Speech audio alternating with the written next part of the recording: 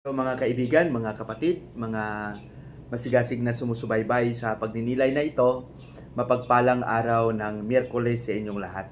Nasa ika-13 araw na tayo sa buwan ng Marso, 2024 at napakaraming mga biyaya na ating natanggap sa mga iilang araw at mga mabungang mga karanasan na talagang nagpapalalim ng ating pananampalataya. Tayo mismo ay makapagbigay ng patotoo na ang Panginoon ay lubhang napakabuti sa atin. Amen? Kaya nga siguro sa ating buhay, kailangan din natin tingnan ng mabuti kung ano ang mga pinagdaanan natin at magpasalamat tayo sa Panginoon sa kanyang patuloy na paggabay at patuloy na pagsusubaybay sa ating mga pagsisikap na maging mabuti bilang Kristiyano.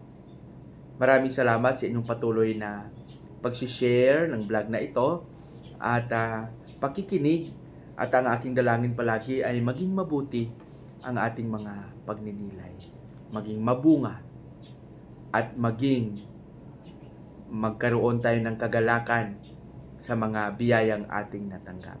Sa ating pagninilay sa araw na ito ay babahagi sa atin ni San Juan, Kapitulo 5, versikulo 17 hanggang 30. Dito napansin natin mga kapatid na si Jesus ay talagang nagpapatunay ng kanyang pakikiisa sa Ama.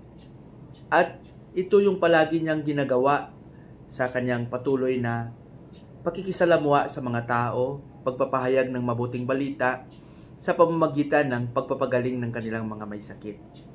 Kaya lang hindi lang niya na maiwasan na kung mayroon namang naniniwala sa kanya ay mayroon namang talagang hinahabol siya at hinahanapan ng kamalian. Ngunit sa likod ng mga ito, hindi ito naging dahilan upang hindi siya magpatuloy sa kanyang mga gawain.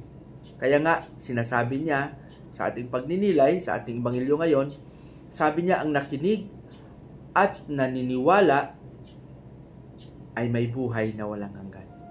At hindi lang sa paniniwala, kundi ang pagsasabuhay nito ay may buhay na walang hanggan. Kaya mga kapatid, bilang tagasunod ni Kristo, bilang Kristiyano, ito palagi ang hamon sa atin na mabigyan natin ng saysay ang mga mabuting balita na ating narinig. Hindi lang sana ito manatili sa ating isipan, sa ating puso, kundi isa sa buhay natin ito.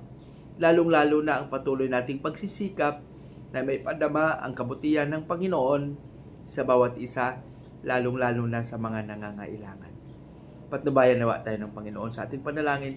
Panginoong Hesus, turuan mo kaming maging mabuti.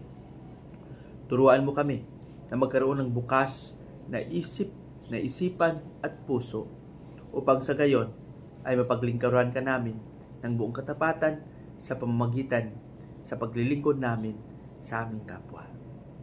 Amen.